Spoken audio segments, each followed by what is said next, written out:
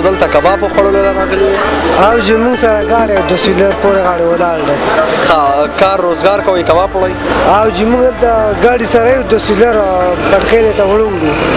دا ډېر مزیدار کباب دی بس استاد عادل ورشه کباب راواله لکه تلئ او په سفر دوران کې دغه کباب راواغسته او چې موږ رادو چې دویمه درېمه ورځ باندې زو راځو دا رادو موږ وړو څه وجه دا کباب مولې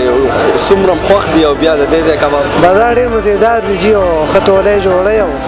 تکلیف هم نه میلاوي ښه پسندتیا میلاویږي بس لکه تاسو د کم خلک چې سفر کوي نو د هغې دپاره کباب چې کم دی نو دا بلکل یو تیار سیز دی او ارزان هم دی څه وایي تاسو جی ښه ارزان هم دی ښه توله هم موږ ته پرېوځي او ښه مزیدار هم دی بس موږ اصل کې پنجاب نه راځو که نه هغه دی نه وړه راځو هلته هوټلو خوراک داسې خاص توله نه یو ما دلته ایله راوالو ایله ښه مزیدار میلاویږي لکه مطلب د روزګاریانو خلکو دپاره کباب په کم قیمت باندې ښه خوراک دی بس ښه ارزان قیمت باندې دی او ښه خوراک دی ښه خوراک دی بهر چې روټۍ خوري نو 2-2.5 سوه روپۍ یو کس لګي او دلته د دوو کسو د 2-2.5 سوه ښه توله کباب به وخورې ښه مزیدار سره د بوتله او ښه به موړ شي ښه به موړ شي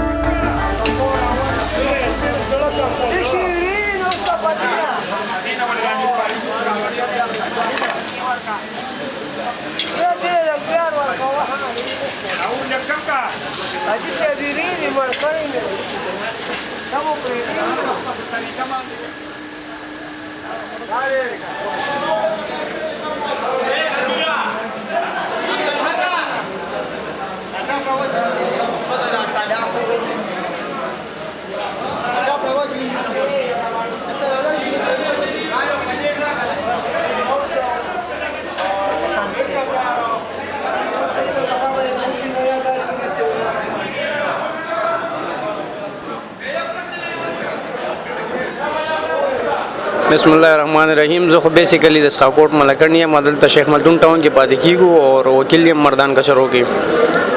د ملګرو ډېر زیات صفت کوو چې رشګه کې داسې یو قاسم نومي هوټل دی او ډېر زیات مشهور دی او بهر کې مونږ وی چې لاړ شو په خپل وګورو چې څنګه دی نو رالو او کباب مو خوړل ډېر زیات مزیدار دی او بس د ملګرو په فرمایش راغلی او ډېر زیات خوند دی او مونږ چې کم دی د خپل طرف نه دی ته 100% ورکړي د دوی چې ډېر زیات ښایسته او بل د دې سیز یو قسم لپاک دی دی چې کم دی نو روزانه حلاله کوي او هغه په خپله باندې دلته کې چې کم دی نو بیا قیمه کوي او په خپلې پخوي نو ماحول یې هم صفا دی او کباب ډېر زیات سپیشل دی.